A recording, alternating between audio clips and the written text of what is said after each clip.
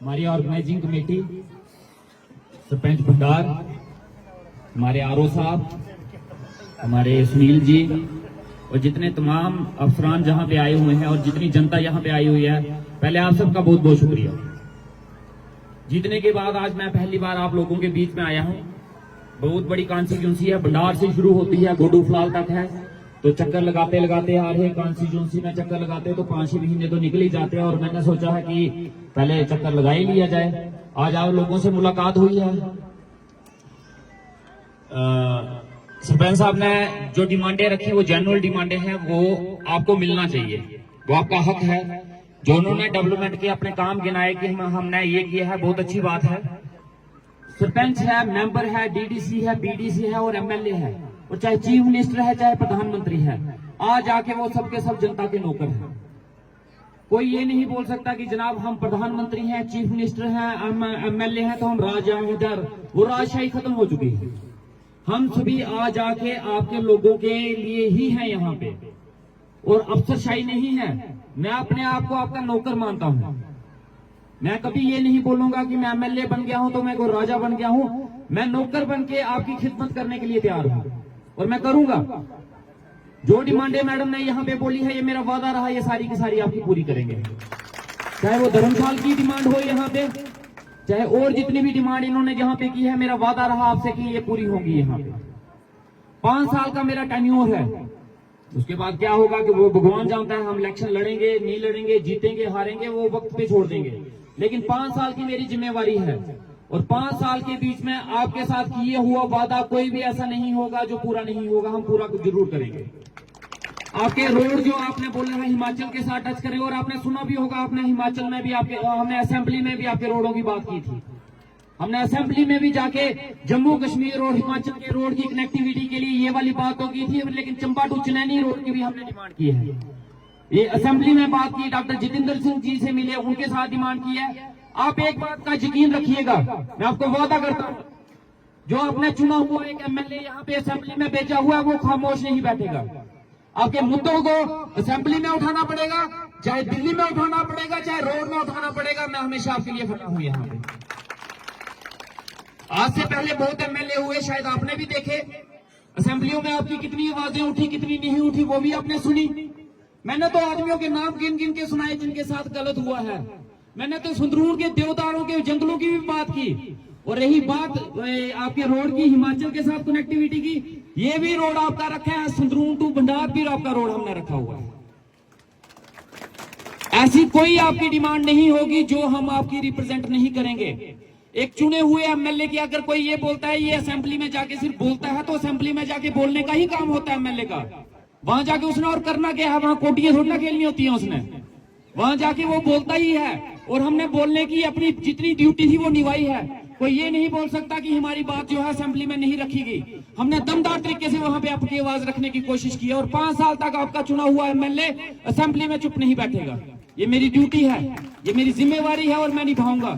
आने वाले कुछ टाइम के अंदर अंदर अब रोड के प्रोजेक्ट, और सबसे बड़ी बात, पिछले 10 साल में जो आपके स्कूल के काम, हॉस्पिटल के काम, सड़कों के काम, बिजलियों के काम, इनके जो प्रोजेक्ट बना के रखने चाहिए थे वो नहीं रखे गए। अगर रखे गए होते तो ये फाइनेंशियल ईयर में पैसा सैंक्शन होता और वो काम लगता। लेकिन काम तब लगता जब वो रोड के किसी भी चीज के काम और वहां पे प्लान में रखे जाते। लेकिन अफसोस की बात है, भंडार से लेके गोडू प्लाल तक एक भी पहला कोई प्लान नहीं है जिसका पैसा आज तक आया है। पैसा तब आता कि अगर आपका कोई प्लान रखा गया होता। बातें करने में बहुत बड़ी बड़ी होती आती हैं, लेकिन ग्राउंड पे काम कितना होता है वो देखा जाता है। 5 साल का आपका रिकॉर्ड आपके सामने रखा जाएगा। ये आपके सामने मैं अपने 5 साल का काम जो है आपको गिना गिना के दिखाऊंगा। पिछले 10 साल में हमारे बनी को जिस तरीके से इग्नोर किया गया है वो शायद आज तक नहीं किया गया होगा। और इस 10 साल के बीच में हमारी स्टेट भी रही, हमारे एमएलए भी रहे, हमारे एमपी भी रहे, हमारे यहाँ पे यूटी भी बनी। लेकिन जनाब पिछले 10 साल में हमारे जम्मू कश्मीर को जो मिलनी चाहिए थी, जो बनी की पहचान मिलनी चाहिए थी, वो नहीं मिल पाई। कमियां जिसकी भी रही हो, वो चाहे आज 6 महीने के बाद जो मुझसे हिसाब मांगते हैं, पहले अपने 10 साल का हिसाब दे देंगे उन्होंने 10 साल में क्या किया है।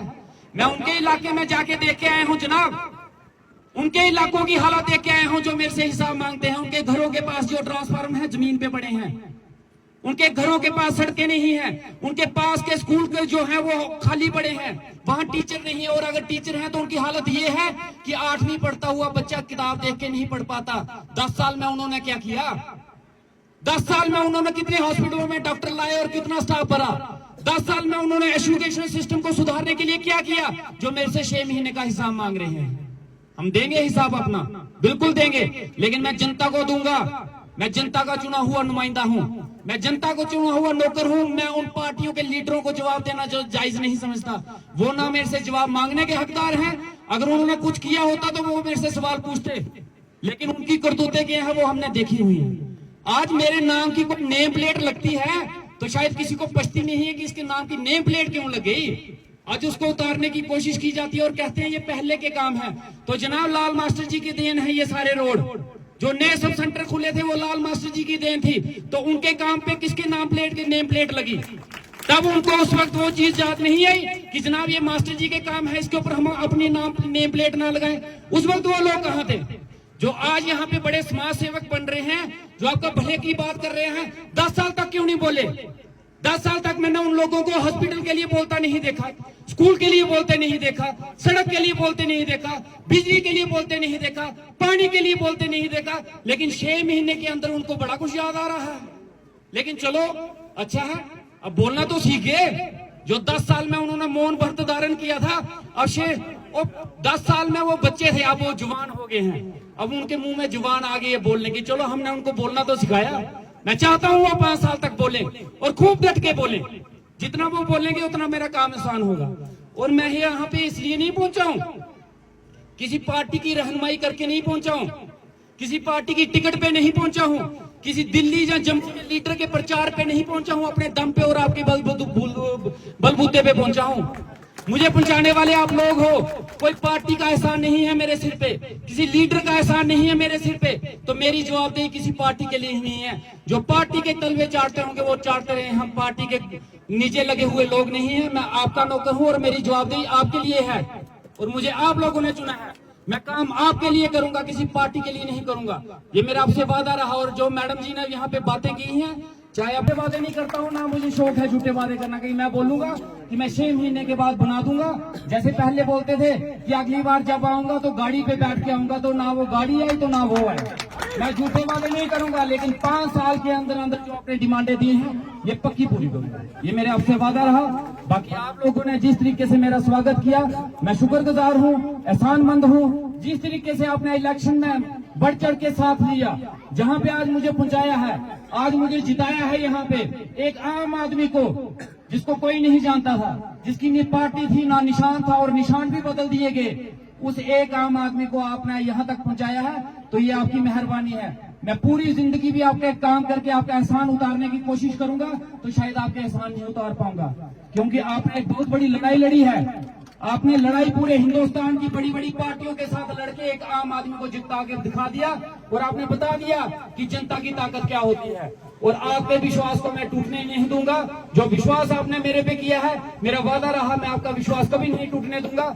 जिसकी भी कोई दिक्कत है, कोई परेशानी है, खुलेआम मेरे पास आके बात कर सकता है। कोई ये ना सोचे कि ये इसका बड़ा खास है कि इसके थ्रू आएंगे, ये कोई भी मेरा खास नहीं है। आप जितने आओगे मेरे से बात कर सकते हो। और यहाँ पे जितने भी लोग आए हैं, इनके बीच में जितने भी गवर्नमेंट एम्प्लॉई हैं और खासकर एजुकेशन डिपार्टमेंट के लोग, ये मेरी उनसे रिक्वेस्ट भी है और उनके लिए चेतावनी भी है कि जनाब बच्चों को पढ़ाना शुरू कर दीजिए। बच्चों का निजाम बिगड़ता हुआ मैं 5 साल में कभी नहीं देखूंगा, ये मैंने आपको बोल दिया।